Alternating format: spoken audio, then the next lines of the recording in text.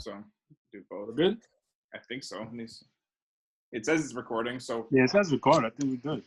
Perfect. So. We're back at it. Same segment, same topic. We're just jumping into it. The last thing was, Jack, you were saying that everybody needs to go back to school. It's funny that you said that. I was actually thinking the other day that as someone who's a practicing HCP, a healthcare practitioner, I'm in athletic therapy. Let me ask you guys a question, right? If you sprained your ankle playing basketball, what's the first thing you would do in that moment? What would you ask for? What would you do? Why did you cross me over like that? Fair enough. Why'd you have to do me like that? Why you got to do me dirty? Why you have to Gilbert Arenas me? But as I cock my pistol. What would you do if you got hurt in a sports game? What's usually the first line of treatment that you get on the sidelines or or whatever? Wheelchair. Then what? Ice pack. Ice pack. That's what I'm looking for. Ice. In the sporting world, it has been known that ice is the first line of defense against injury, correct? Sure. We can all agree. Yeah. Oh, yeah, definitely. I have learned recently as in the last couple of years as a kinesiology student and with athletic therapy and so on and so forth, that ice is not the first line of defense. Compression is the first line of defense. My sport medicine professor when I was in University of Toronto, he said let's say you sprain, like you jam your finger, right? You would hold ice on it or do some shit like that. He said the best thing to do, or let's say you sprain your ankle, immediately find the spot that hurts the most, squeeze the shit out of it. Like, just dig into it. Yes, it'll hurt like a bitch. No one's doubting that. It will hurt. But that, 2 minutes of agonizing pain could keep you from 10 years of chronic breakdown in the integrity of your ligaments and tendons and whatever, right? So I say all that to say that if medicine changes every 3 years and doctors who are professionals who work in hospitals and private practice and all these things, they go to seminars and getaways, and they go to classes, and they take all kinds of learning opportunities to keep themselves fresh, to keep up with the growing world and the growing technologies and all these things, so that they can offer the best service. And teachers go to school after they graduate teachers' college to keep qualifying for more things. Why in God's name does a police officer who became a cop in like the 70s not have to re-up and keep his position as a cop in the 2000s? Like, life has changed. Shit has moved on. And of course, I know cops go to, their little seminars where they learn about new weapons and, they learn about new tactics and all these things. And they go to their little powwow with the military and they learn new shit. But I'm talking about race relations. I'm talking about community development. I'm talking about, why are they going to sociology lectures and gender study lectures and things like that at reputable universities to learn these things? Because that's where the problem lies. It's ignorance. Yeah. And we celebrate ignorance on this show, but I like to think that when it counts, we're all intelligent beings, and we're all very conscious, sentient beings. And we are ignorant to a point. We are not ignorant to a fault. I think that's the distinction between people who choose to do what we do and people who are just willfully ignorant. Not just lack of education, but an unwillingness to learn or to change. But that's what I experience when it comes down to the blatant hatred in society from cops, from law officials, from authority figures, just a blatant hatred for people who are beneath them. And they just refuse to change. Like that, it's baffling. So Jack, I think you hit it right on the head, man. Like these guys need to be, like, being a police officer should be a license. Like if I need a license to bear arms, so do you. And you should have to update your license every 2 years. Otherwise, I'm taking your badge, I'm taking your gun, and you're off the force. The craziest thing to me is the dude that killed George Floyd, when they presented his case on the news, they mentioned that he had multiple complaints about violence and malpractice in his 19-year career. Now that strikes the question. How the hell do you have a 19-year career with multiple complaints of violence as a public servant? Yeah. Mm-hmm. And what I'd say to that is it starts at the top. You know what I mean? It's like, just like they were able to pull that out for the news, they had to know this for a minute. You know what I mean? But at the end of the day, it starts at the top. It's a corrupted ass system, and it's hard for me not to believe that a lot of these people at the top like shit like that. They like the fact that, okay, you know what I mean? And for somebody that, I've lived in black neighborhoods pretty much my whole life. I've lived in bad neighborhoods, you know what I mean? You always see these angry white cops working in those neighborhoods, you know what I mean? Like it's very seldom that you would see black cops working there. It's normally these angry white cops that are, you know what I mean? And a lot of them, like I'll use Meek Mill as an example. I don't know if any of you guys have seen his program called Free Meek. The guy went to jail. He got framed for something that he didn't do. You know what I mean? He was fighting it. He was on probation for like 11 years, just got off because of angry cops. And all of these cops they all had a history of, you know, like Jermaine said, malpractice, abuse, violence. They all had a history of that. And this was known throughout the force, you know what I mean? But nobody did anything about it. Even the judge that he had, like she has a long history of throwing people in jail that don't need to be there. You know what I mean? And people knew about this, but it just got brushed under the rug. You know what I mean? So it's kind of like, when do we start addressing the head? Like, when do we start addressing the top? Like, what should we do in order to get these things out in the open early so it doesn't continue to go on for such a long period of time? It's crazy, man. Yeah. And you're right in saying that it comes from the top. It is definitely an institutional thing. That's why I always tell people, something you got to understand is that I don't believe in reverse racism. And I know I'm going to get a lot of heat for this because a lot of people challenge me on this all the time. But I don't believe in reverse racism. I believe a lot of people mistake racism for prejudice. Like, I'll give you an example. If I said, man, mind you, this is all hypothetical, okay? If I said, I really don't like Asians, man, they can't drive. That's a prejudice. It's not racism. If I said, yo, I hate going to apartment buildings because it always, you know, those Indians, they always have the whole place smelling like curry. Mind you, I love curry, so I'd be in heaven. But that's prejudice, not racism, because I don't like somebody based on a circumstance. Racism, however, is a power structure.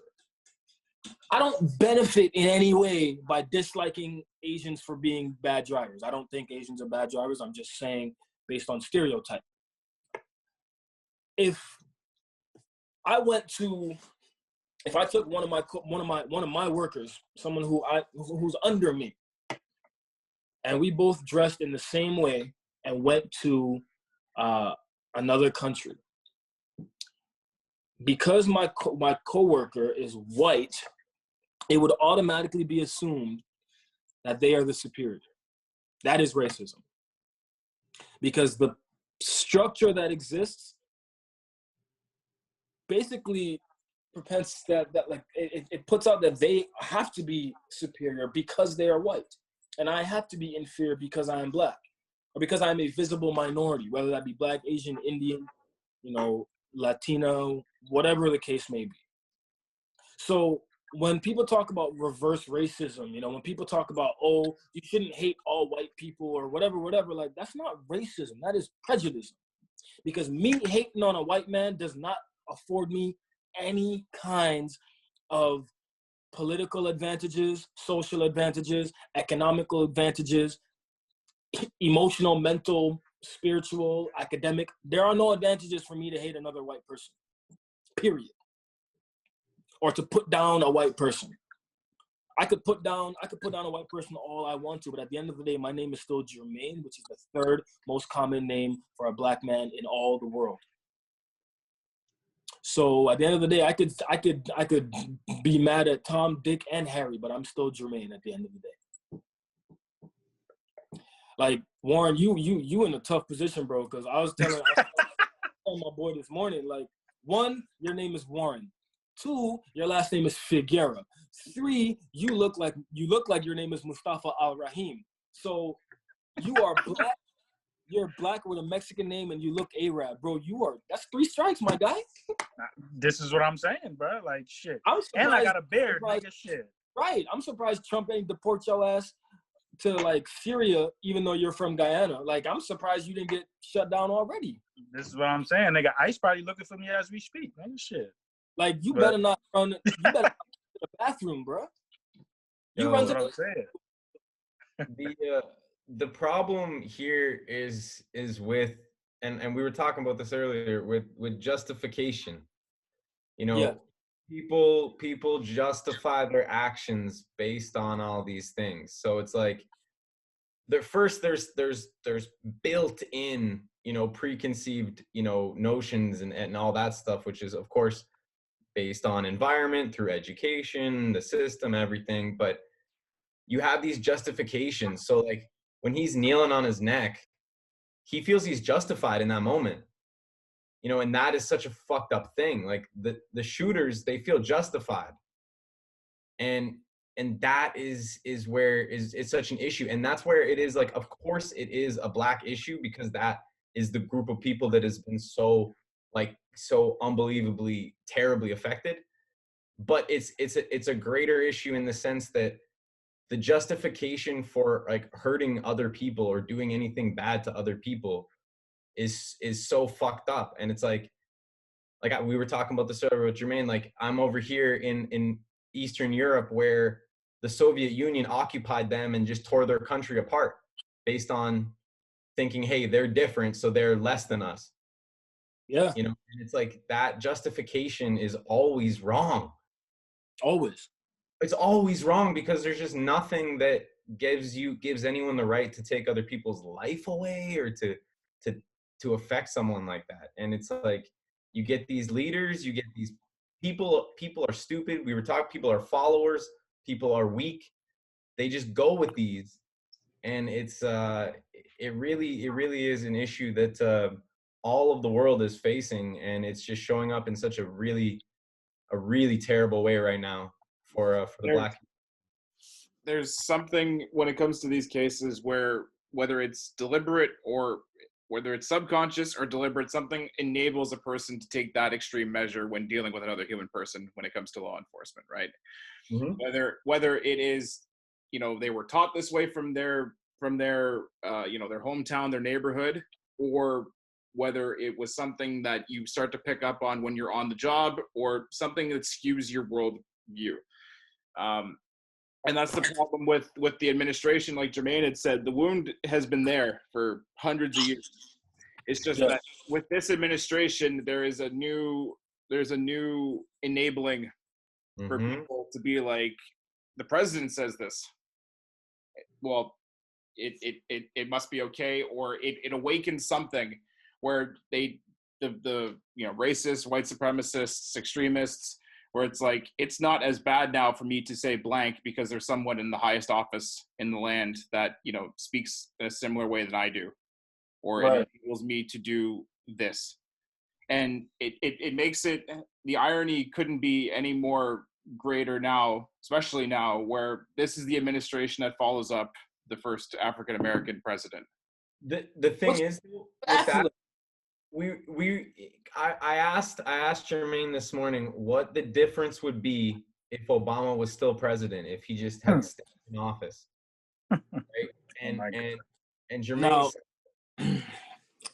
Jermaine said that it wouldn't be that big of a difference, because the people that voted for Trump, these people, these deeply racist and angry and uneducated most of the time people, like these people, you know, were alive before before Trump. Like they were there already. They didn't just like become racist one year. You know, they weren't like, oh, this year I hate black people. Like, no, it was their whole life. It was their fathers and their grandfathers. But these are the same people that was giving Obama a hard time when he was in office. You know what I mean? Same exact people. Yeah. For similar for things that they're defending Trump on doing, like the biggest one would be like the golfing, where no one has a problem criticizing Trump for spending most of the year on a golf course, but when Obama does it, Trump brings it up, or people other like bring it up. And all a joke, man. And yeah, and it's just like everything. I don't know how to describe. I don't know. It's like, I mean, it's clear that the main objective of this presidency is to undermine everything that happened the last 8 years before they came in. Oh yeah. Policy or public perception or whatever the norm is supposed to be. Absolutely. And yeah, like it's not like Obama solved race relations. No, obviously not. But it helps people realize that things can be different. And that there is a brighter future where different things, new ideas can be presented and things can be more progressive, not taking 70 years backwards back to, you know, civil rights Jim Crow era level shit. I think Barack Obama's legacy is very symbolic. What I mean by that, and I'm not the first person to say this, so I won't take credit for this thought, but I've heard it from a lot of people. I think the first person I heard it from was Aries Spears in Shaquille O'Neal's All-Star Comedy Jam. That was the lineup with like Tommy Lee Davidson, Aries Spears, D. Ray Davis, and Kevin Hart. But one of the things that he said was, you know, Barack's legacy is symbolic. It's that as a young black man, you don't have to be a rapper or an athlete to make it. You could be president of the United States. I got to get behind it, right? And I believe that. But there's another side of me that truly believes that part of Obama's legacy, or part of his presidency, was also a symbol for the supremacists to start a revolution, to fight back. Now, don't get me wrong, and I don't want people to misinterpret my message. I'm not saying that Obama should have never been president. Not saying that Obama's presidency wasn't worth it. I'm not saying he was not a good president. What I'm saying is the simple fact that there was a black man in the White House for 8 years, that was 8 years of turmoil for the people who hate black people. For those ignorant ass, redneck ass, Uncle Bobby Boucher ass white people who can't stand the fact that they turn on TV and they see a well-dressed, good-looking, good-talking ass nigga on TV. They spent 8 years boiling in their blood. And as soon as he came out of office, they was like, yes, time to fight back. Time to reclaim the nation. From who? Who are you reclaiming the nation from? Did niggas take the nation? Because the last time I checked, black people overrun the prison system. Did we take the nation? Because the last time I checked, black kids overrun the orphan system. Did we did we take the education system? Because the last time I checked, black children are the most uneducated group, or minority children, black and Latino children are the most uneducated group of kids in America. So who the hell are y'all reclaiming the nation in the name of? I remember, like, when 9/11 happened and the world changed based on terrorism and everything was Middle Eastern terrorist related. My opinion of Middle Eastern people never actually really changed, you know, because I was a little more scared maybe, but because I was born in a predominantly Muslim neighborhood called Crescent Village. And everyone around me was from either Afghanistan or Pakistan or like Iraq or other places, Somalia and other places. Mhm. And so I had friends, right?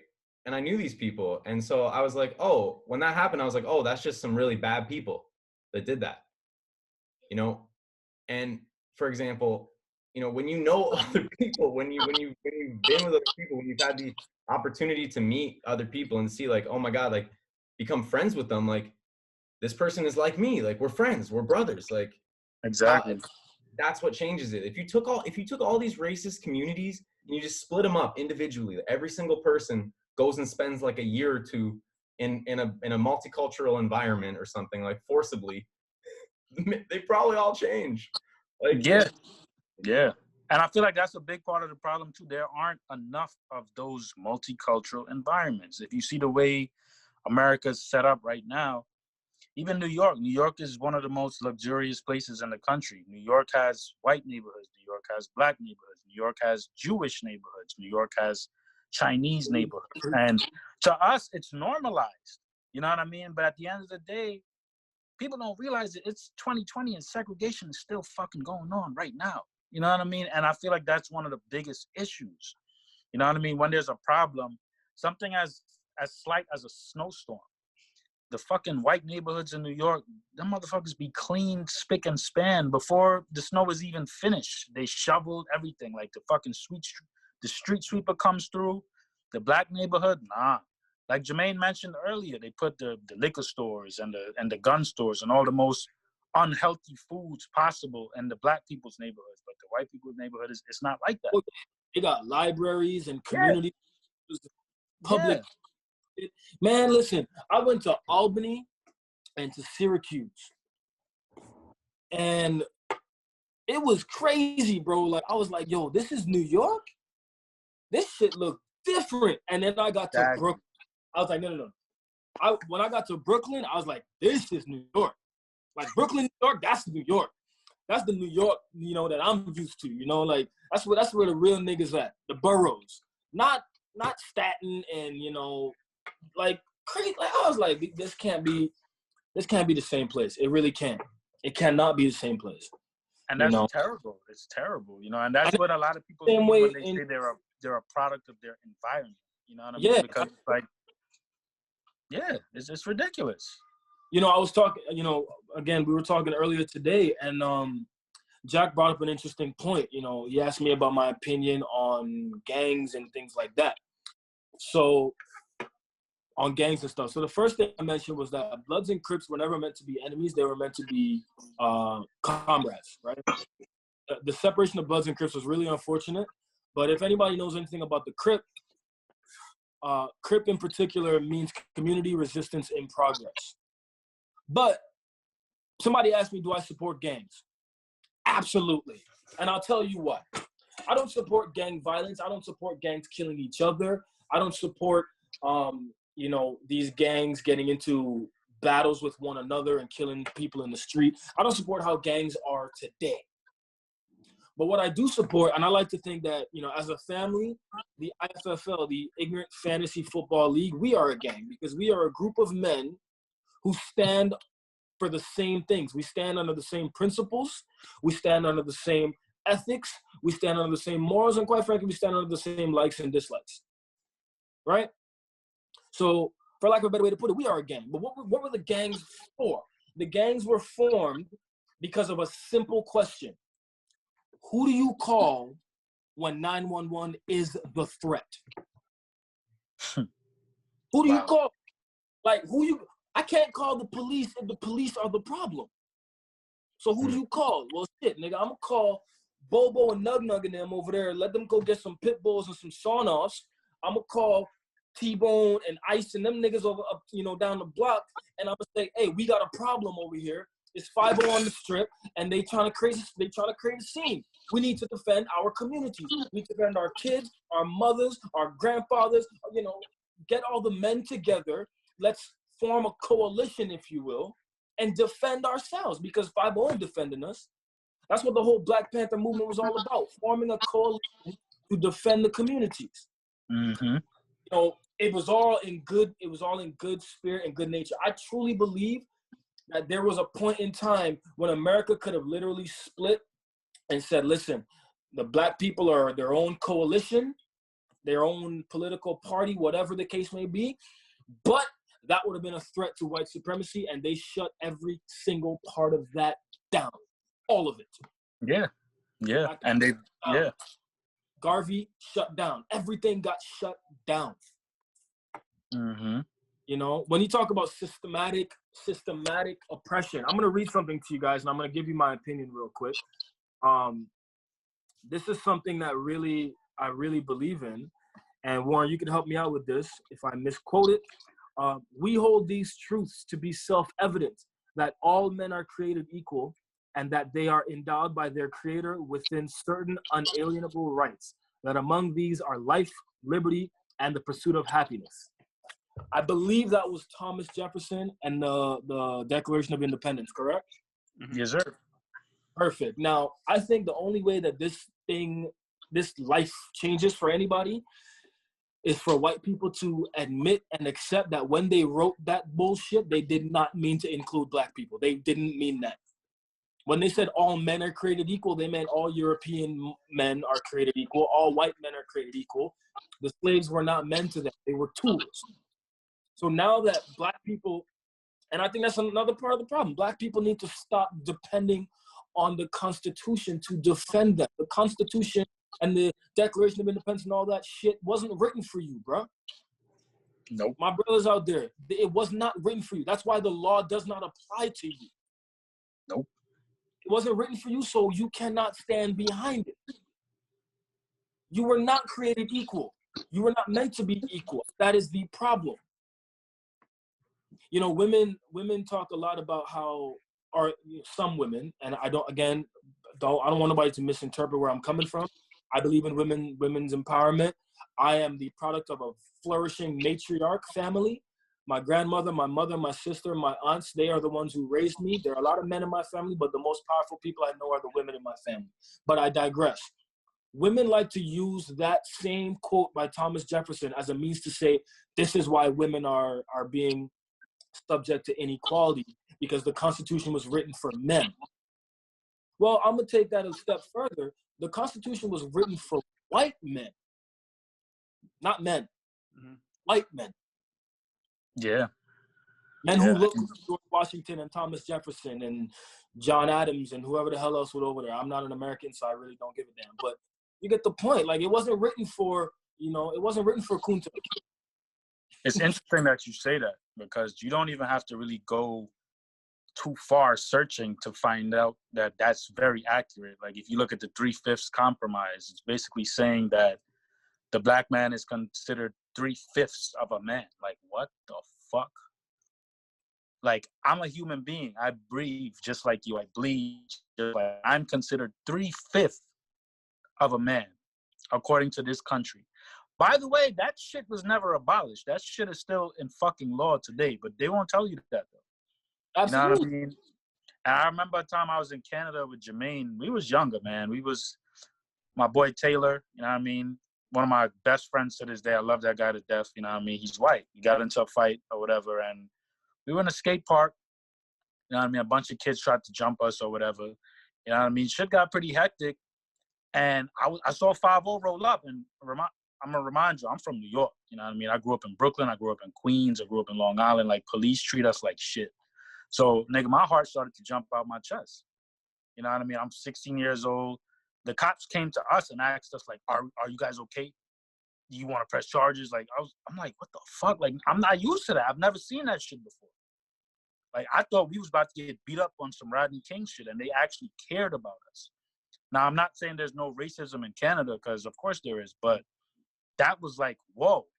like, oh shit. Like I still tell people that story to this day because that's the first time I've ever witnessed something like that. If I was back in New York, back in Brooklyn, or in a white neighborhood in America, period, and we were the only two black kids on the block, bruh. Would have been a wrap, boy. Bruh.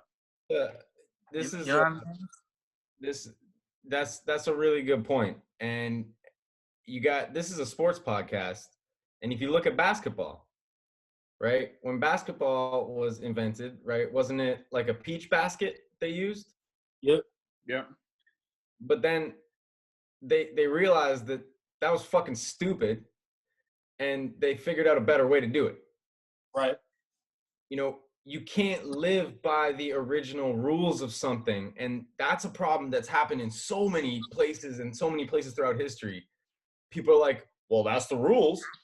That was what it said in the beginning. It's like, yo, you got to change that shit. It's clearly wrong now. Like, you got to adapt, man. Like, what the fuck are you talking about? Like, okay, not that it was right back then. Not that it was right. But, okay, fine. It was for white men. But, like, change that shit when you realize it. Like, which they realized clearly. Like, they had a civil war about it. They had, like, you know, a lot of things where they could have been like, okay, we need to really, really change this. Like, but I think the problem was, I think part of that is that black people were fighting for their right to be included in the Constitution when they should have been fighting for their right to change the Constitution.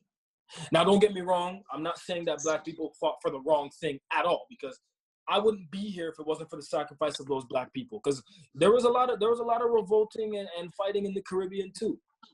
Mm-hmm. You know, most of the slaves went to the Caribbean. Don't get it twisted. Mm-hmm. America only had, I think, like 20-some-odd% of the slaves in the transatlantic slave. I'm from Guyana. My ancestors are from the Gold Coast, which is West Africa in Ghana. All right, so yeah. Same here. Too. Warren. The reason me and Warren are brothers, we family. The reason our skin complexion is totally different is because Warren is part Portuguese. That means Warren, somewhere along the line, his ancestor was a white man from Portugal. Somewhere along the line, yep. Yep. For all the ladies out there, the reason I got these beautiful ass eyes is because somewhere down the line, I have Indian in my ancestry and white in my ancestry. Now, don't get me wrong, black people have beautiful eyes too, but I'm just saying, you know, we're very diverse. Now, again, what I'm saying, like, black people, they fought so hard, wholeheartedly, because they wanted to be included in the white man's world. Today, we're coming to realize that there is no inclusion in the white man's world because it is not a white man's world. No. That's the problem right there. There is a place where it kind of works a little bit. And we all know it. And I'm not saying it's perfect. I'm not saying it's perfect at all. It's got so many problems still. I know that. But we've seen it work in Toronto. That's why Toronto's one of the greatest cities in the world. I love it out there, and that's one of the main reasons. Like I said, I feel so safe when I'm there. I love it. You could ask Jermaine. I used to come out there every summer. Toronto, I love Toronto for that very reason, bro. There are moments in Toronto. There's been so many where I have felt like everyone is actually equal. Like in Parkdale, I would have classes that had like 13 different cultures in them, and everyone treated each other as equals, like truly. You know, it can work, and it's wonderful. Now, Toronto has its own fucking problems. I still have a chipped tooth from like dirty cops in Toronto, but either way, it's and now there's some fucked up shit going on as well. But you see that like people just need to respect each other and come together and just be like, yo, let's chill out. Let's figure out a system together. Let's all come together, give our feedback, work together, vote, things like that. You know, I don't know. It's just come together as communities. The younger you are to experiencing other people's cultures and beliefs, the better you will be as a person, I think. Absolutely. I grew up in Mississauga, which for people who aren't familiar is outside of Toronto, and it's one of the biggest places in Canada because it is outside of Toronto, and that's where people go when they can't live in Toronto. Growing up, there were a lot of times where I'd be in class and either half or more of the people in the class didn't look like me, and I didn't bat two eyes about it. That was class. That was the people I grew up with. That was the people that I were friends with, stuff like that. And that shaped my worldview. That shaped that there were people that were different from me. There were people that had enjoyed different foods, celebrated different religions. Didn't bother me. I didn't bother them. They didn't bother me because we were all friends and we were young and we didn't know better. Because biases and discrimination and hate it's taught. It is taught in some way. It's not in people. Like, you put a bunch of kids together when they're really young and they're gonna play. They're gonna have fun. Yep. And that's the problem when, like, there's segregation and when there's the other, the quote unquote other, that you're not used to them, and there's this uncomfortableness. But if you're able to spend a lot of time with them, the walls come down.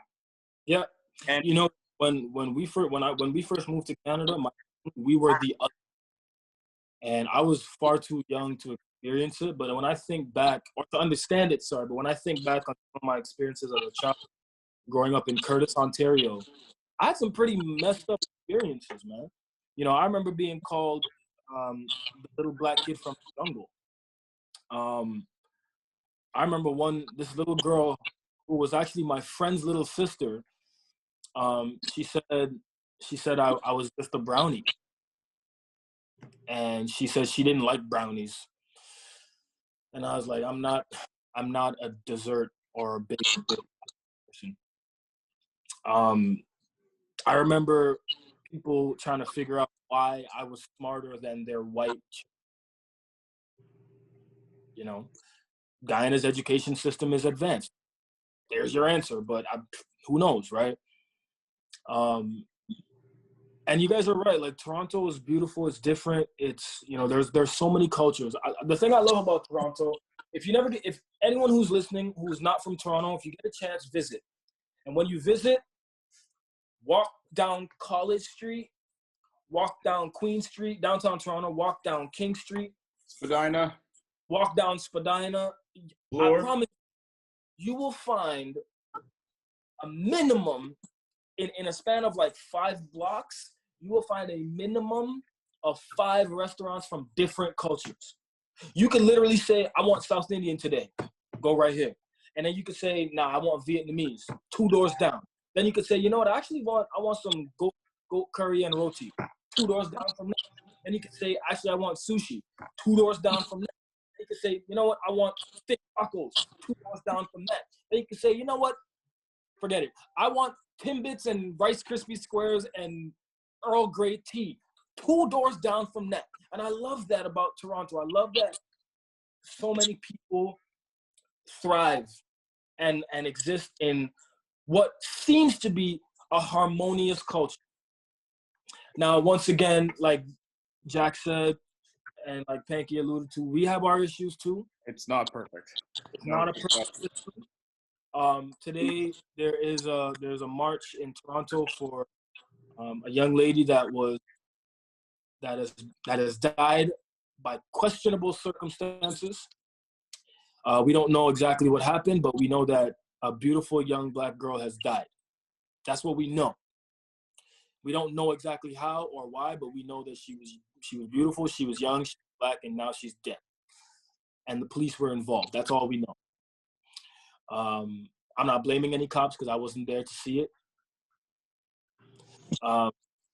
There's a news article or a newspaper in Toronto called the Toronto Star, and they have their Sunday edition called the Toronto Sun. It's two separate newspapers. I know where you're going with this. They are 2 different publications. I thought they were together. Okay, I apologize. The Toronto Sun is owned by Post Media. The Toronto Star is separate. It's a separate entity. Thank you for clarifying that. I actually did not know that. Thank you. So the Toronto Sun, my apologies. this kid, I can't remember his real name, but this kid, his stage name, because he's a Toronto scene rapper, is Houdini. I don't listen to trap music. I don't listen to this level of music today because, I mean, you guys know me. I'm an old school brother in my heart. I listen to Run DMC, NWA, G Unit, and Ludacris. Like that's the most recent music I will listen to is Soulja Boy. Like, let's not get it twisted. But it is my understanding that Houdini had bars. Like, kid could spit, right? And he got gunned down in the street in broad daylight on camera. Two things have happened so far. Number one, nobody knows who killed him, even though the shit was on camera and it was broad daylight. And number two, the Toronto Sun made a headline that said, like, it's almost laughable at this point, but it's only laughable because, like, it hurts too much. Like, I dwell on that kind of pain forever. This kid, this young, handsome black kid, his name is Houdini, and after he died, the Toronto Sun wrote an article with the headline, "Who made Houdini disappear?" What? Are you serious? Oh, Yeah. no. A kid is dead. Yeah. Why are y'all making fun and trying to be clever with this shit? Imagine his mother goes to the convenience store and picks up the newspaper and that's the bullshit she has to read? Who made Houdini disappear? He didn't disappear. He died in broad daylight on camera. There was also an article in that paper, different article. Columnist was writing about. I think the premise of it was like how people view gang culture and like why people put it on a pedestal, so to speak. And it got taken down because the writer attributed the wrong lyrics to Drake. He tried to use wave. I don't know where the original source of it was, but it was meant to be like, you know, anti-cop, anti-establishment lyrics, and they tried to attribute it to Drake, and it got taken down. So the Toronto Sun is a tabloid paper. It's known for their sensational headlines, but like that was some shit that hasn't. It crossed a fucking huge line. It crossed the line. You know what?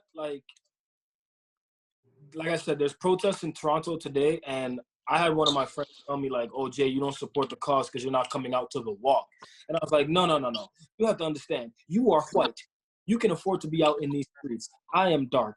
I don't want to be out in these streets just in case niggas try to do some shit like they did to the CNN building in Toronto.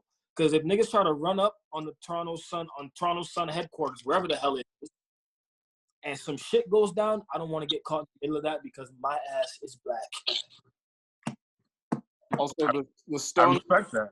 the Stones are that right person to say that you don't support the cause. That's some. Yeah, I was like, you gotta be outside of your membrane. I'm like, I'm not even gonna have this conversation with you because they were trying to be funny about it. It was a little facetious, but they're like, "What? You don't support the cause, bro?" And I was like, "Look, man, why don't you go support the cause for both of us? Because at the end of the day," and I made a joke back. I said, at the end of the day, if something happens to you, you got healthcare, health benefits, and life insurance. I got a thumbtack. That's about it.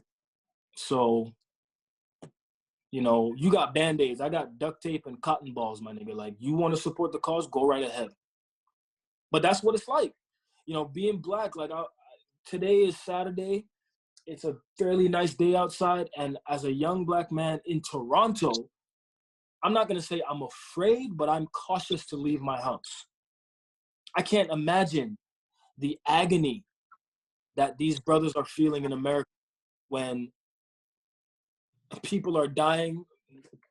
Dude died because he was selling CDs. Dude died because he was jogging. Trayvon died because his hood was too low.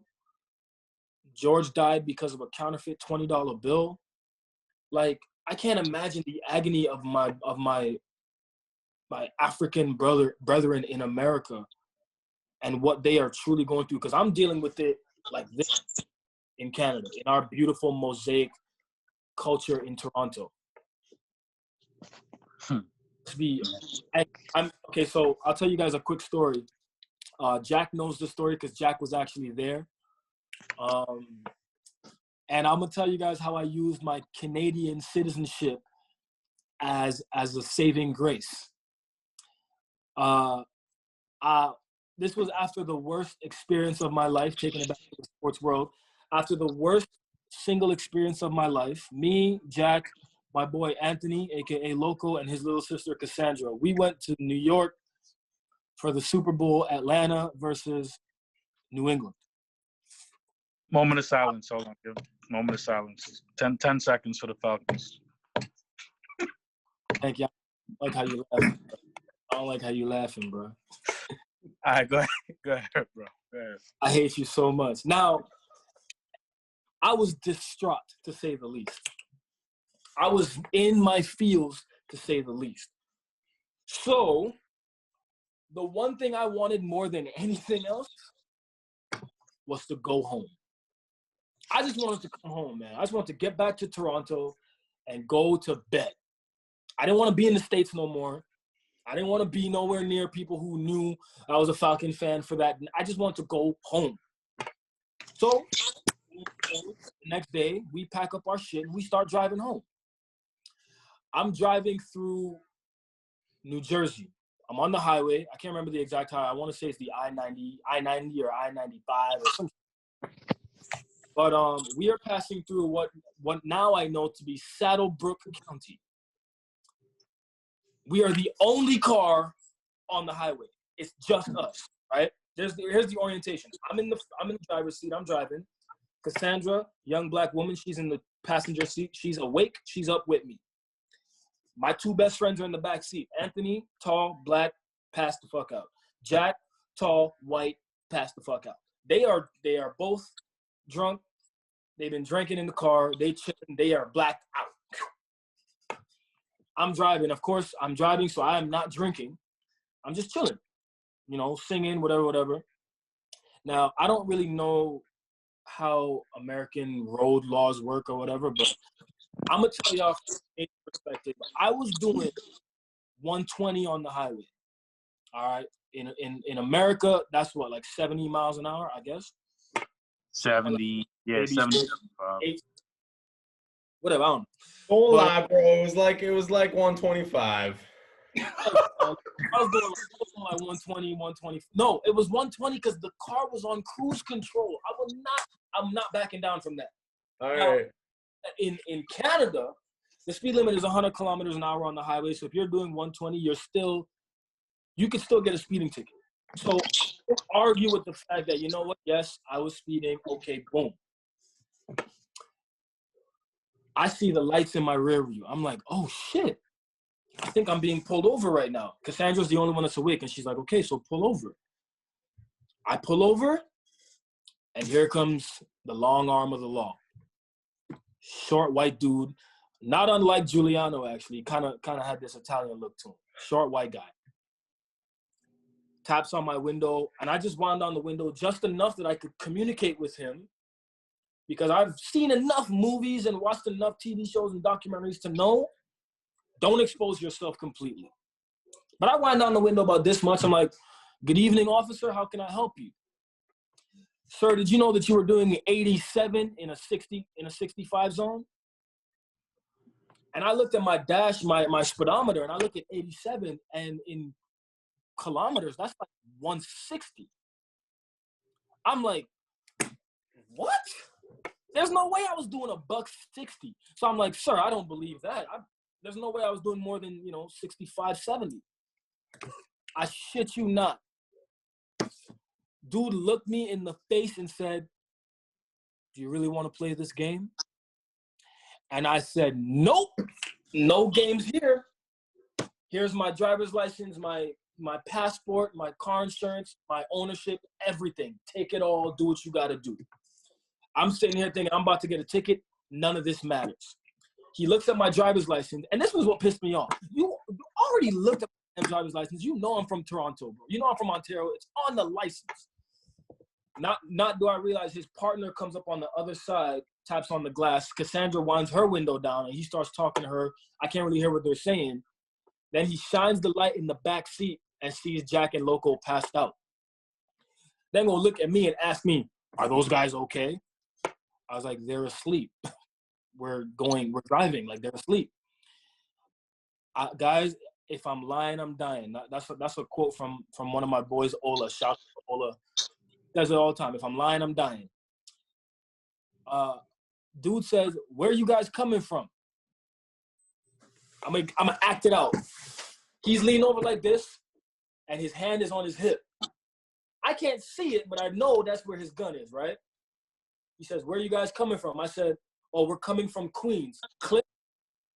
This dude unclipped the holster, and I'm sitting there like, but sir, we're going to Toronto. We're from Canada. We're Canadians. Like, I used my Canadian citizenship as a safe haven so damn fast because it was like, as soon as I said Queens, he was like, oh, really? You're one of those? God. Like, I was like, ooh, no, sirree, Bob. I'm from Toronto, eh? I love me some Rice Krispie Squares and a nice double-double from Tim Hortons. I love hockey. I love it. What's that guy's name? Matt Sundin. That guy's my friend. He was my neighbor. That's the only hockey player I know, guys. I know I dated myself, but when I was in grade 7, my friends would talk about Matt Sundin all the time. It's a good one. Don't worry. Oh, it's a great one, buddy. Okay, good, because I was like, oh, fuck, bud. I'm just trying to get back to Toronto. Yeah, eh? I had to turn it on, man. I was like, yo, I don't want none of this heat. Dude gave me 3 tickets. When he came to the car, he asked me about my speed. And I was like, sir, just whatever ticket you're going to give me, please just hand it over so I can be on my way. Goes back to his car, comes back and gives me 3 citations. 1 for speeding, 1 for changing lanes without using my indicator, even though I'm the only person on the road. Who the hell am I indicating to? And then 1 for driving in the far left lane, because apparently in that strip of road in Saddlebrook, you're not allowed to cruise in the left lane. I didn't know this. And where I got on the highway or where I merged, like, I didn't see any sign that said no cruising in the left lane. I'm sorry, on the 401, you cruise in whatever damn lane you want. I didn't know it was, something you could just get a ticket for. So I was like, okay, sure. This ticket was like $1,800 Canadian. So I'm like, I can't afford to pay this. So I got a lawyer. Good dude. And I got him to go to court on my behalf because obviously I couldn't go to court in Saddlebrook County, New Jersey. I was already back at home. This is what my lawyer said to me. No bullshit. If I'm lying, I'm dying. Again, he said, I've gotten the Crown to reduce your charge to $500, and they won't reach out to the Department of Vehicles or whatever for Canada because they're going to keep it in the county. So you're not going to get demerit points on your insurance or your license or whatever, right? So I was like, all right, bet. $500, I can do that. Because that worked out to being like $700 Canadian. I'm like, you got my bill in half. But then I said, out of curiosity, would it be beneficial for me to drive back to New Jersey and just try to fight this thing in court? And I told him everything that I just told you guys, how he unclipped the holster and, all this extra shit. And he said to me, and I quote, Mr. Felix, if you come back to Saddlebrook, you will get arrested. And I was like, what do you mean? And he's like, you have to understand that this community does not favor outsiders. I don't know anybody from Saddlebrook, so if anybody from Saddlebrook is listening, I'm just relaying information that I got from a white lawyer. I don't know you. I have nothing against you. I don't even know who Johnny State Trooper was. I don't know his name. I never got his badge number. I was too scared. I thought I was about to get shot right then and there. So don't hate me for saying this. I'm just regaling the story. Dude said this community doesn't take too kindly to outsiders, and if you try to come against a state trooper in court, the judge will he will send you to prison at least for the weekend so that they can have their trial in the middle of the week before you go home. And if you go to jail in Saddlebrook, you'll never be allowed to drive through New Jersey again. And my initial thought was, well, damn, I don't know how else to drive to Long Island where my family lives. I have to drive through New Jersey. Well, shit, I guess there's no point in me going back to this thing to try to fight it. Because if I do, I'm going to get locked up. Point blank, I'm going to get locked up some bullshit, 3:45 in the morning, doing what I believe to be 67 miles an hour in a 65, or let's say 75 in a 65, even though I got a ticket for doing 87 and a failure to indicate. He said it was stunt driving. He said, you're stunt driving. I'm like, right, I'm stunt driving at 3:45 in the morning by my damn self with my two homies passed out in the backseat because they're asleep. I was like, just give me the ticket, bro. That's the kind of life that black people live in America. Just something as simple as a routine traffic stop could get you killed. Oh yeah. They don't care. They really don't care. Like, they look at us as a threat, no matter what we're doing. Like you said, is 3:45 in the morning, you're the only person on the road. They look at us as a threat. Because I'm coming from Queens, New York. Like, look, man, what is so bad about Queens, New York that as soon as you see a brother from Queens, you got to pull your gun out because, you never know. That nigga might be trouble. I ain't gonna lie to you, man. I tried to wake up Jack. I was like trying to speak loud enough that Jack would wake up so they would see the white person in the car. So they would see, like, yo, I got insurance, bro. I'm friends with a white guy. Like, where you fucked up at, I'm tell you where you fucked up at. You should have put Jack in the motherfucking passenger seat. That's what you should have did. Nah, Jack was drunk out of his ass, bro. If I had put Jack, we was all going to jail. Jack would have said some ignorant shit. I know that. I know that. That's that New York trip was fun. Oh yeah, it was awesome. What's crazy? It was one of the best trips of my life, right up until the end. And that's something that a lot of white people, well-intentioned or not, don't fully understand. Like, you could have a bad run-in with cops as a white person, but it is not nearly as frequent, nor is it as usually intense as what you and Figs have been describing this entire time. And I have no stories that relate anywhere close to that. I've never had a bad run-in with a police officer that I would be like, this is not normal. This is not, anything like that. And that's where a lot of people don't understand, and they don't choose to understand that. They don't accept that could happen to somebody because it didn't happen to them. Yeah. And that's where people need to understand that, because my experience, Jack's experience is completely different than, between each other, our experience is different. Between you and Figs, our experiences are very different in that. And it's a luxury that I don't have to deal with what you guys have dealt with when it comes to law enforcement. That is a luxury because I look different than you guys. And the crazy thing about it is, now, was this 3 years later, I'm able to tell that story. But I'll be honest with you guys, man, like, after I drove off from getting after that encounter, I drove to the border, or just like an hour away from the border, and I pulled over and I said, Anthony, I need you. I told my boy, I'm like, I need you to drive, man. Because I came home, I didn't tell anybody about what happened. I didn't tell my friends outside of the 3 friends that were already in the car. I called Warren, obviously, because I needed advice on how to handle the American, traffic system.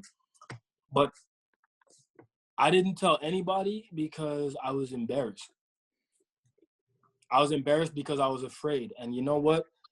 As a young black man, to be afraid for his life, the worst part about that was that I was embarrassed. That was the part that hurt me the most, is the fact that I'm being ostracized, I'm being demonized, and at the end of it all, I'm in. Like, I hate to make such a crude analogy, but like, I don't pretend to know what it feels like to be a rape victim, but in some way I understand why those people don't want to tell their stories, because even though they are the victim, they feel ashamed of it. They're ashamed of themselves for being weak or for being victimized. They don't want to tell the story. And quite frankly, sometimes they don't want to tell the story because they're afraid people just won't believe them. I told one of my guy friends that story a couple years later, and he's like, come on, Jay, it couldn't have been that bad. Maybe he was reaching for a pen. I'm like, am I stupid or some shit? Yeah, next to his gun for a pen? No one stands like that for a pen. No, hell no. Oh. For a pen? Nigga out here looking like Coach Hines from Mad TV, trying to get a pen out of his hip. Get that shit out of my face. I was like, you gotta be out. Again, I was like, you know what? You're right, bro. My fault. How's this for a story? How about this? I was 15 years old. I'll never forget this day, man. 15 years old. Just got home from school. It's a nice day outside. I'm about to go check the homies at the park. You know what I mean? Play ball. You know what I mean? 15-year-old shit. You know what I mean? Play ball, fuck with bitches. You know how that shit goes. Sorry, women. You know, I ain't mean to call y'all women. Let's use that term. You know. Oh, that was 15-year-old talking. He's an adult. Yeah. That's an adult now. Married with kids. Exactly. Exactly. So yeah, I'm walking and I get to this intersection and cars are coming, but not enough cars to where if I run, you know, I can make it across the street safely. So I ran across the street. As soon as I get across the street, I'm about to go in a deli, grab me a bacon, egg, and cheese. Bruh, this fucking unmarked car, white car pulls up. 3 cops hop out the car. Motherfuckers got their guns drawn, pointed at me. I'm like, what the fuck, nigga? I'm scared as shit. I'm 15 years old. You know what I mean? I live in the hood. Motherfuckers ran up on me, threw me to the ground, all this other shit. They're like, where is it? I'm like, where's what? Like, where is it? Don't fucking play dumb with me. Where is it? I'm like, what are you talking about? Like, where's the gun? Like, I'm like, bruh, like, what are y'all talking about? I had on a black t-shirt, like Panky's right now, and I had some blue jeans on. They're like, yeah, you fit the description of somebody that shot up a park or something. I'm like, bruh, how many people right now have on a black shirt with blue jeans? You know what I mean? And he's like, nah, you gotta have it. You gotta be lying. He's checking the fucking sewer, checking everywhere. I'm like, bro, like, y'all are wasting your time and mine. Like, can I go? Like, and they're getting crazy with me to the point that they're about to beat me up. And like Jermaine said, it's like, you can't defend yourself the way you want to, even with words, because once you start to say, once the punches get a little too low, even if it's not disrespectful, like if I'm talking to you guys and we're having an argument right now, I could say certain things that won't be considered disrespectful. But if you try saying those things to cops as a black man, you might just fuck around and get shot. So it is embarrassing in that aspect because it's like I can't even defend myself the way I want to without fearing for my life. Like I literally feel like you're somebody else's bitch because you don't have a choice. Exactly. You know what I mean? And I had a little box cutter on me. They tried to lock me up for a fucking box cutter. I'm like, listen, bro, like, I forgot what I told him. I'm like, yeah, I do construction with my dad. Like, the motherfucker's right around the block. You want me to go get him? Like, this is right around the block from my house, bro. Like, and I don't know, by the grace of God, they let me go that day, but it could have been a lot worse, bro. Like, 15 years old, guns drawn, a little black kid, you just 3 cops with guns for what? You know what I mean? Like, I didn't get an apology. I didn't get a, my bad, you know, wrong person. I didn't get any of that. They just left me there and just drove the fuck off, bro. Like, that's how they treat us. This is why people are rioting today. This is why shit is getting blown up left, right, and center right now. You know what I mean? It's ridiculous. If you, one of the things that was so interesting when I went to Queens, to Jamaica, Queens,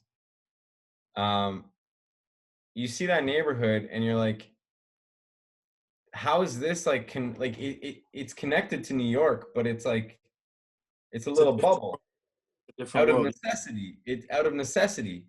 And it's like that whole community and the communities that are against it, the police force, like they're so separated in the sense that like they think that they're so much different than themselves or whatever, right? So it's like they look at anyone black because they're like, oh, we're in this neighborhood. Anyone in this neighborhood is going to be like that. And then the police officers have that in their head. And it's so wrong. These communities shouldn't be set up like that because it's not just that, oh, all the black people want to live together in the worst area of town. Like, it's not like, oh yeah, they love living in high-rise buildings that are like, you know what I mean? Just, what are you talking about? Like, no, it's because of the system that's built that way that has done that, pushed them all into a little community together, and then they're all different, and then if it's someone from that community, then we need to be scared of them.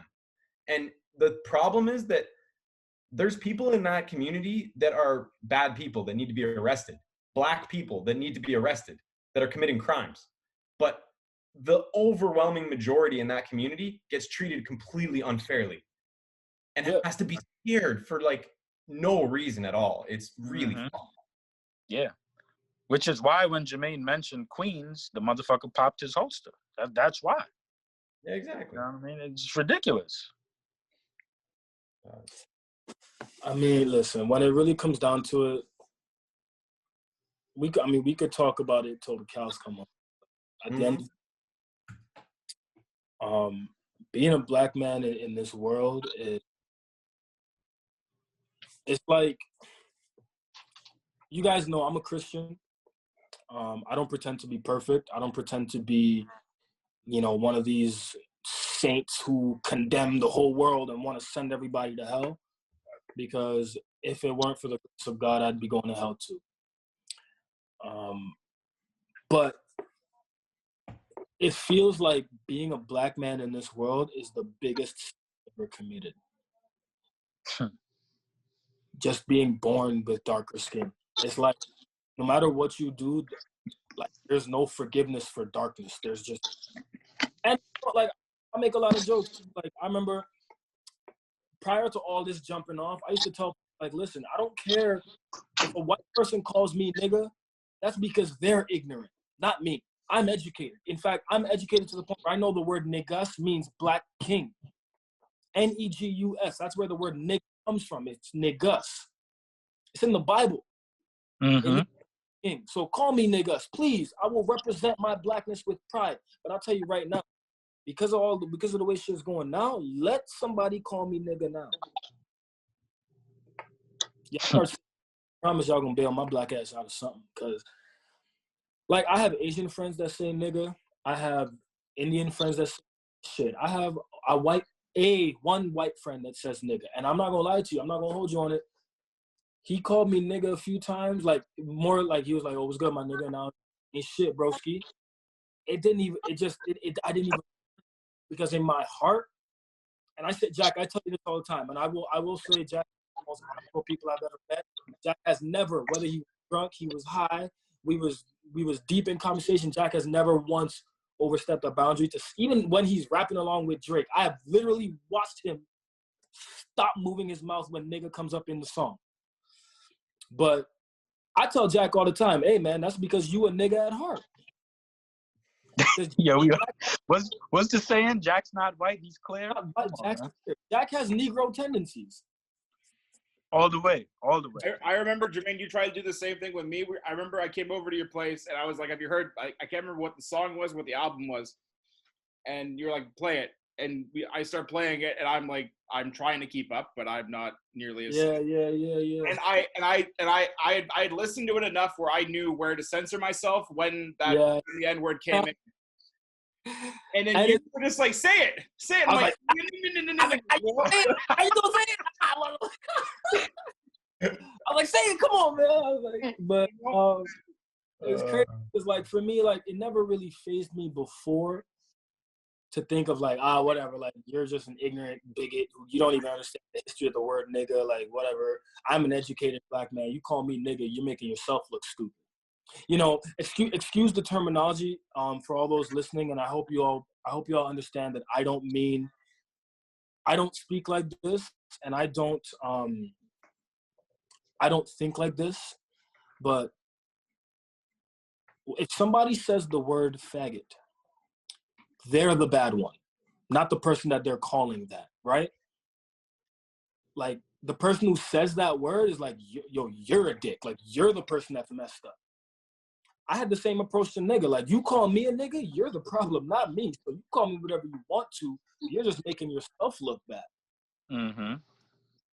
My perspective has changed on that because too many black men have died, and that word is being whispered over the airways and whispered through the generations, and there's no accountability for it. Nigga has been used too much. In the black community, it's one thing, but in the oppression community, it's been weaponized. Oh yeah.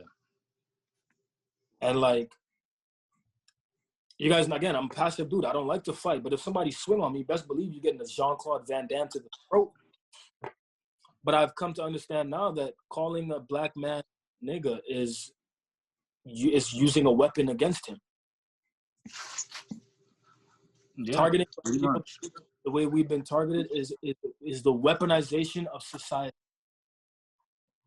And like I said, the only way that is going to change, Jack, you asked me this question earlier today, what will change? Nothing will change until white people admit and accept that they had zero intentions of creating their perfect world, their land of the free, with black people as benefactors. Yeah, someone needs to own up to all this shit, like, Yeah. and make it better, because it's a problem that everyone faces. It's a similar thing to an argument I have with Kirill. You know, she'll do something wrong, right? Like it was very clear. She did something clearly wrong, and then she'll be like, I didn't do that wrong. And I'm like, yeah, you did. And she'll be like, no, I didn't. You did it wrong, like, or something, whatever. And I'm like, you need to be able to be like, hey, I did that wrong. Right. Like, when it's like when the facts are presented. But in America now, especially these like MAGA people, all those people, and Fox News has made it so much worse. Like when you're presented with a fact, it's like, no, this is just a fact. It's wrong. Like, no, you forgot to buy that. Like that you did that. That's a thing. Yeah. But they're like, no. Like that's your opinion. Like that fact is an opinion. And nothing's going to change until all of those people are like collectively like, yeah, our bad. That was fucked. Like, how can we make it better? Because there isn't any of like, no, we all need to work together to change. Like, we need to come together as a community, and to come together as a community to work in any team, you all need to be like, hey, my bad. I fucked up. Sorry. Yeah. Like that. It's crazy that so many people think that black people want reparations. I don't want a handout. I'm a hardworking dude. I've worked and earned everything that I have. And that's not to say that I haven't been blessed along the way. That's not to say that I've had people in my corner who supported me along the way. I will openly admit there are two white people in my life. I'm going to use their first names, Carol and Philip. They were my landlords at my old place. They are two of the most wonderful people I've ever met. They were like my parents. So, they were like my parents, my grandparents, my auntie, and my uncle, all at the same. I genuinely have love in my heart for them. And they gave me most of the furniture I have in my house. Most of it. As a matter of fact, my work desk, how do I turn this bad boy around? This is my work. I've had this desk since high school. I got this desk from one of my boys, Keith Kling. White kid, I mean, you hear from his name. His name is Keith Kling. I've been blessed along the way, but when I say I worked for that, like I built relationships with people. I've cultivated friendships and companionship that allows me to live the way I live. I don't want reparations for slavery or for being mistreated or whatever. I think most black people would agree, and I say most because a lot of people will be like, nah, I want my check. But I think most black people will agree when I say, honestly, man, I just want an apology and a fair shot at life. That's it. Yeah. I want you to look me in the face and say, hey, man, listen, I'm sorry, and we'll do better. We'll make it up to you guys. We'll just do better. Because at the end of the day, paying black people to shut up is not going to help. Because you know what I've heard? I've genuinely heard people say, oh my God, bro, like we made you rich. Isn't that enough? And when I heard that, the first thought that came to my mind, and it was kind of comical, But we're all fans of Aaron McGregor's Boondocks here. You all remember when Thugnificent moved into the neighborhood in Woodcrest, and Uncle Ruckus said it looks like somebody threw a bunch of money at the cage the monkey cage at the zoo. That's how white people view rich black people. Just like somebody threw money at monkeys at the zoo. Just niggas this shit. Niggas. It's funny you say that. That's what I got from. That's exactly I like that you use that analogy because that's exactly what I got when LeBron tried to speak out on his feelings about Trump. You remember the uninterrupted episode he had with Kevin Durant, and this woman comes out of nowhere and basically tells him, like, yo, shut up and dribble. Stay in your lane. What I got from that was, motherfucker, you already rich. We already made you rich. Like, stick to what made you rich, and you can't comment on anything else. Like, just shut the fuck up and dribble. Yeah. You know, I mean, that's exactly what I got from it, that analogy that you just used. Yeah. And it's crazy. Like, you're talking to arguably one of the most powerful men in America by virtue of his wealth and his influence. And you're going to say, shut up and dribble? Yo, I'm so, like, baffled. And correct me if I'm wrong, but, like, that woman should have been fired on the spot. Oh, yeah. Pretty sure she wasn't. Nope. Okay, bet. I'm pretty sure I know who it is, and it's not. No.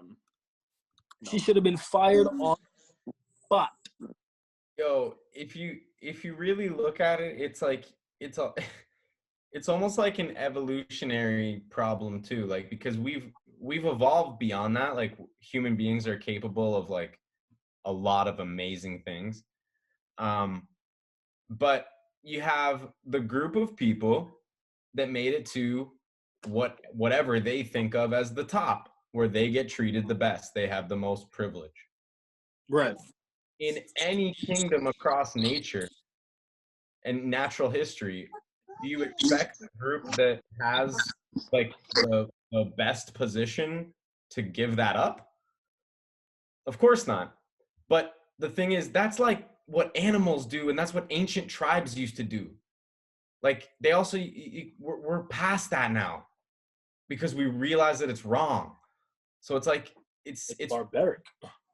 It is up to those people to be like, oh yeah, I guess I do make it worse by doing these things. I guess I do think that. I guess I should probably educate myself. Like, you know, it is up to those people to be like, oh shit, I am taking advantage of being in this best position, most privileged group on earth. You know, yeah. I felt like that. It's my job. I've had lots of awkward moments where people make racist jokes because I'm a white guy and they think I'm going to join in. And I always have those those moments where I'm like, that's not funny.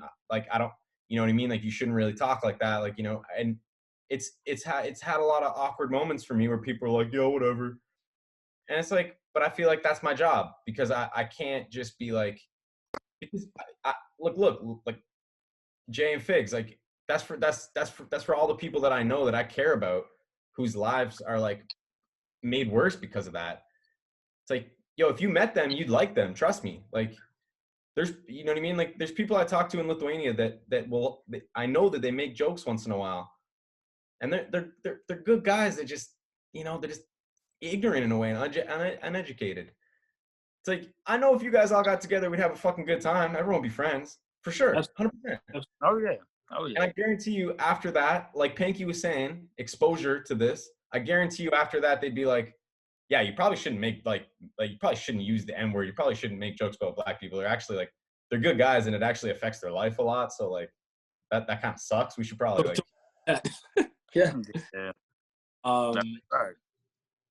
I'm going to make a quick closing statement because, guys, we got to wrap this thing up. Like I said, we could talk about this till the cows come home. But to all the people out there who are listening, who are watching, please, please, please share your stories with us, man. Like, comment or whatever platform we're using. Comment, you know, send us an email.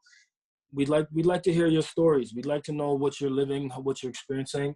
And to the communities outside of the Black community that stand in solidarity with us, whether you are white, Indian, you know, Asian, Latino, whatever it is, I don't care. Like, as long as you are stand in solidarity, like Jack and Panky and Giuliano and Philip and all the people that are a part of the Ignorant Sports Talk, give us a shout.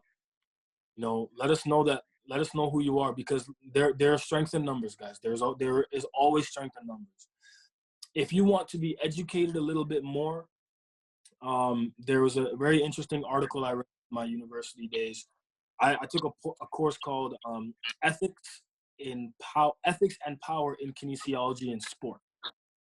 And I read an article, and it was one of the most interesting things I'd ever read. The article was called Explaining White Privilege to a Broke White Person. Read that shit. It'll change your perspective on what it means to be white and have privilege that you don't necessarily see day in and day out. And I read something on Instagram this morning which kind of sums it up, and I'll use that as my closing statement. White privilege does not mean that you're not going to struggle in life. It only means that your struggles won't be because of your skin color. The white privilege thing, oh my God, white people suck so bad sometimes. Fuck, man. Anyways, just first, on behalf of good white people to not good white people, just stop sucking. Stop just fucking sucking so much. You guys fucking suck. You think you're fucking cool? Like, you guys are fucking. Anyways. Beyond that, what I want to say though with that, you got people that. I've lost what I was gonna say. Someone go. I forgot what I was gonna say. Nah, what I was gonna say is, you know, for all those good white people out there, like our friends, I've got plenty of friends that are white. You know, Jack and Panky are two of my brothers. I consider them brothers. You know, Taylor, Keith. You know, the list goes on. But especially those in America, like I'm not racist by any means. I love white people. I love people of all shades. We need your support, and we need you guys to speak out on this topic, because the only way I feel like any change is going to come about is if you guys speak out. I know there are a lot of you guys that feel the exact way that we do, but unless you guys speak out, it's not going to make much of a difference, because as a Black man, we've been speaking out for years, and I feel like we're not heard the way we're supposed to be heard. But I feel like you guys supporting us is going to make the world of a difference. So please, if you feel the way we do, speak out. And you know what? If you don't feel the way we do, speak out anyway so I could shut that shit down. Because I would love for some uneducated, redneck-ass fool to come say some dumb shit to me so I could give you my Ivy League Canadian university education and slap the doggone shit out of you with it. I would love to beat the hell out of a Southern white person with my degree from University of Toronto. Please come at me. I remember now. So it's the white privilege thing. Like, the most white privilege thing is to think people care about you talking about your white privilege. Shut the fuck up. Shut the fuck up. Okay? No one gives a fuck. It's not about you. It's not about you. Just be better. Be better and, like, do things that make other people's lives better. Just shut the fuck up about yourself. Like, it's not about you. The funny thing with white privilege is that as a Black person, I don't necessarily white privilege in of itself is not an evil thing. It's how people use their privilege to create evil around them. Because I have white friends who have, I've been a part of that, and they've welcomed me into their circle and welcomed me into their network, and I've met people because of them that have allowed me to be where I am today in life. You know, but it comes down to people, and like we said, like, sport is crucial. Voices need to be heard, and to the people who are every day to just exist, I'm with you. You know, I live in Toronto. Anyone want to come check me? I live in Scarborough, Ontario, and sometimes it's frightful for me to leave my house. Sometimes it's scary for me to, you know, see a little kid on the street and just wave at him, because you never know what the parents are going to think. sometimes it's scary for me to go up to a girl at the mall or at the club or something and just spit game because I don't know what for all of us, man. Yeah. Well, no, that's sure, but but I don't want to have to live in fear. And furthermore, I don't want to have to raise my son. I don't have my yet, but when I do, I shouldn't have to raise my son to fear life and to always be looking over his shoulder. But that's the world we live in right now. Mm-hmm. To reinforce that anybody and everybody can make a difference, I just happened to log into my Twitter account on my phone, and one of the first things I came up across is a video. This was posted yesterday. A video from Minneapolis, where there are members of the Minneapolis Amish community protesting in favor of the George Floyd protests. So Look at that. if you can get the Amish out, you can get anybody out to Exactly. support the cause. The Amish they don't even believe in TV. So, I mean, look, man, as people, I love you guys, man. Like, just in general, as brothers, you guys are family. And to the people out there who watch our show and who just want to hear the ignorant shit that we got to talk about, today was a little bit of a different message.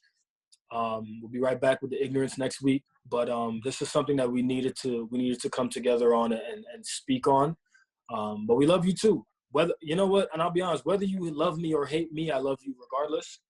Because when I look at other people, I see just that, another person who has their own life experiences. Because just because somebody hates me doesn't give me cause to hate them. But I digress. I just want to live. And I'm going to leave you guys with this. I saw this on CNN last night, and this is the gravity or the weight of what people are living through right now in America, and this is why a change needs to happen. There's a black guy on TV, couldn't have been more than 22 years old. He was very young, and he was holding up a cardboard sign, and the sign read, "Am I next?" That shit is terrifying. For a young black kid to think, instead of him thinking, how do I start my career? When am I going to meet my dream girl? Should I go to college or should I start go right to work? Should I start a trade? Should I go this? Should I do that? Instead of him thinking along those lines, what he's thinking is, am I going to be the next one to die? That's why we support. That's why we need brothers in arms of all races, creeds, beliefs, and colors. And I say race and color separately for a reason. And if you want to, anybody wants to know where we're coming from, you want to be educated a little bit, or you just want to rap, you want to tell us your story, by all means, reach out. I would love to hear it. And I know my brothers they feel the same way. All right. So with that being said, guys, it's been quite some time. Again, we love having everybody here, but I am well overdue. I was supposed to be here for 1 hour. It's been an hour. It's been almost 2 hours. I was anti-ignorant sports talk right there. That was education. Those education talks right there. One other thing, like there's one little tiny thing. You got there's a lot of people that are like, "Hey, I'm not racist. I have a black friend," and sometimes that gets used as almost an insult to white people. But honestly, just like go make a black friend. Seriously, go make one. Let's all just be friends because everyone's usually pretty cool. There's some people that are fucked. Let's deal with them. But like most people are really great. And I don't understand why are we wasting time? You have like one life on this planet. Like love each other. It's ridiculous. Just and for you guys, like thank you for sharing so much because like I think it's important for people to hear. And I love you guys, and I just stay safe and fuck, man. Anyways, hey, you in Atlanta, bro? You got to keep your head on a swivel, because, like I said, you could walk to your mailbox, get a call from Brittany saying some shit went down. So be safe out there, man. Oh yeah, you already know, man. Much love to y'all, man. You already know. Be safe where y'all at. Jack and Panky, y'all are allies to the cause. So I mean, appreciate you more than you guys will ever understand, just simply because it's good to have brothers who don't live my life, but love my life. We didn't do anything though, man. We didn't do anything. We were just friends. Like, I don't. That's all it takes. You don't have to. Like I said, it's good to have brothers who don't live my life but love my life. Yep. Who just look at me and be like, yeah, that's a good guy. Yeah. That means a lot to people who are used to being looked at and hated just because of the way they look. So we appreciate you. A whole lot. Real. All right, man. I gotta bounce. I gotta make money, try to survive in this world. Next week we're gonna be back. That NBA NFL flex. We're gonna make it happen. Until then, hopefully we'll have a full cast next week. Giuliano, Philip, Dylan, Fro. But in the meantime, like I said, everybody stay safe, everybody stay up, and we're gonna get back to this experience next week. All right? Yes, sir. Be easy, family. Yes, sir.